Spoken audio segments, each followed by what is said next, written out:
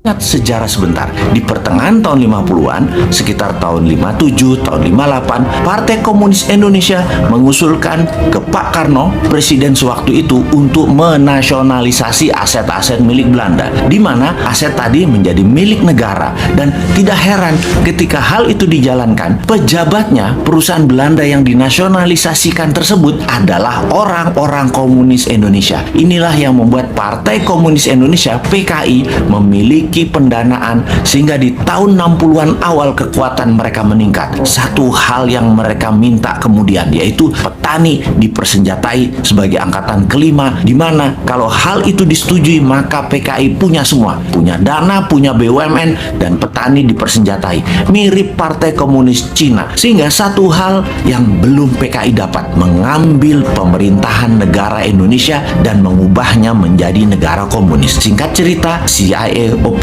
PKI dikejar sampai ke dalam hutan, terjadi genosida besar-besaran. Itu luka sejarah panjang demi NKRI, demokrasi berdiri, membuat korban saudara sebangsa yang berideologi komunis musnah.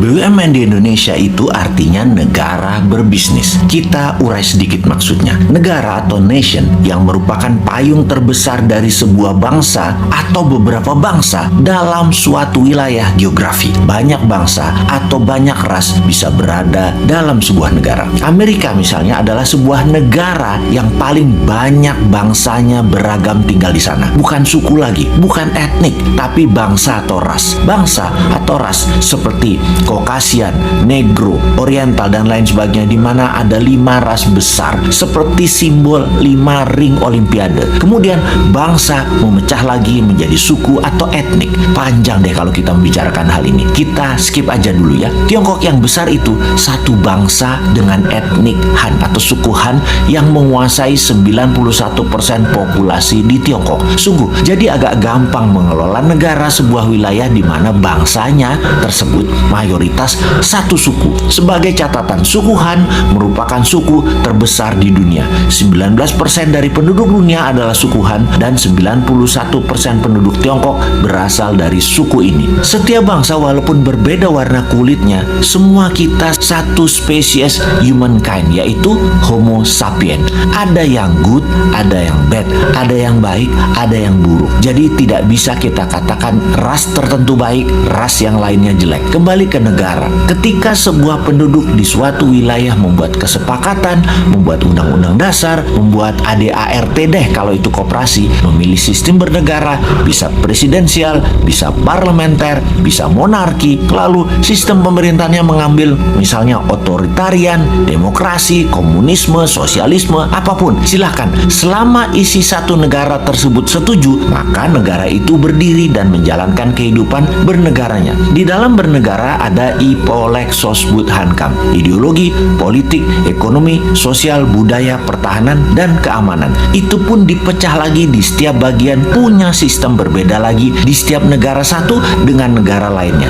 Kita bicarakan pertahanan misalnya. Di Tiongkok dan Amerika ada 6 angkatan perang. Indonesia cuma 3 misalnya. Dalam membangun ekonomi misalnya lain lagi. Di Amerika dan Tiongkok pakai printing money berbasis proyek. Sementara di Indonesia pejabatnya memilih pakai dolar Amerika baru bisa cetak rupiah dalam berekonominya. Di Tiongkok, negara dengan satu partai, yaitu Partai Komunis, yang membuat negara Tiongkok berideologi komunis. Karena sistemnya satu, yaitu komunis, maka kelolaannya bagi mereka yang ingin menjadi pejabat publik atau abdi masyarakat, ya join the party, ya gabung dengan Partai Komunis. Ada 90 juta anggota Partai Komunis Tiongkok atau PKC itu. Semuanya pejabat publik dan BUMN-nya ya anggota partai. Di sisi kelolaan aset, BUMN Tiongkok bukan punya negara, tetapi punya Partai Komunis Cina. 1,5 miliar warga Tiongkok dikelola oleh 90 juta anggota Partai PKC, termasuk tentaranya. Tentara Tiongkok itu adalah toolnya partai.